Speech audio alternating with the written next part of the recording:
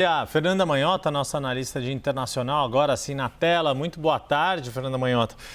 Te ouvi um pouco ali sobre essa percepção que algumas pesquisas, mesmo antes do anúncio oficial do tarifaço ontem, no Liberation Day, já vinham apontando que a grande preocupação do americano segue sendo o preço, a sua conta ali, e que talvez essa questão das tarifas estivesse tendo atenção demais por parte de Donald Trump. Lembrando que, por exemplo, as políticas de imigração de Trump têm tido, sim, aprovação na opinião pública americana, mas que talvez essas medidas econômicas, e a depender do que aconteça no mundo real a partir de agora, isso pode ter aí alguns efeitos não previstos, digamos assim. Boa tarde mais uma vez, Fernanda Manhota.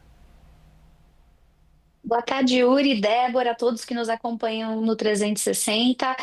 Yuri, você tem toda a razão, e essa é uma dissociação que na prática nem existe, né? Quer dizer, não dá para falar de tarifas e de protecionismo sem considerar o efeito que isso tudo vai gerar sobre a economia real, sobre o preço que chega na ponta lá para o consumidor muito em breve. Então, embora muitas vezes esse cidadão médio não tenha essa consciência de que o que está sendo anunciado vai reverberar em uma mudança na sua vida cotidiana, nos seus hábitos de consumo, na conta que chega em casa, efetivamente é o que vai acontecer, né? Consumir nos Estados Unidos vai se tornar mais caro. E como a Débora bem disse, existem outras dimensões que precisam ser levadas em consideração quando o assunto é reindustrialização.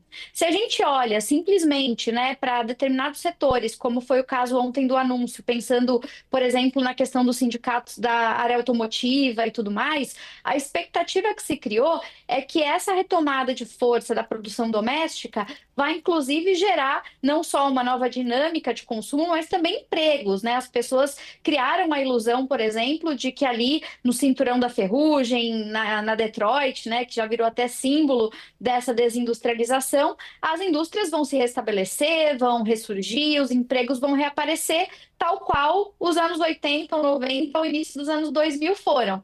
Mas a verdade é que o próprio sistema produtivo mudou muito de lá para cá. Não à toa hoje a gente fala do capitalismo girando em torno da Revolução 4.0, da economia da educação. Então, muitas vezes, a própria capacitação que aquele indivíduo que ficou desempregado possui para atuar num determinado segmento que ele acha que ele conhece, já não é mais suficiente, porque toda forma de produção se alterou. Quer dizer, hoje a gente tem inteligência artificial, hoje a gente tem uma série de automações que foram implementadas e que esse cidadão ficou, de certa maneira, desatualizado.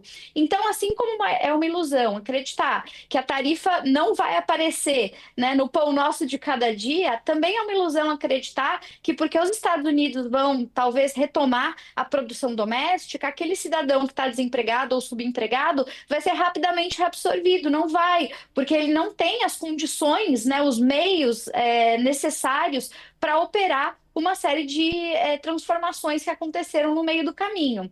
E aí, Yuri e Débora, a gente começa a ver que os meios, né, os mecanismos de mensuração disso vão dando um pouco o tom desse pessimismo, né? Quer dizer, a gente viu as bolsas derretendo hoje nos Estados Unidos, o dólar derretendo, a gente teve uma disparada aí negativa, né, nesse caso, de ações de algumas empresas-chave na área de tecnologia, como a Nvidia mesmo, né, a própria Tesla.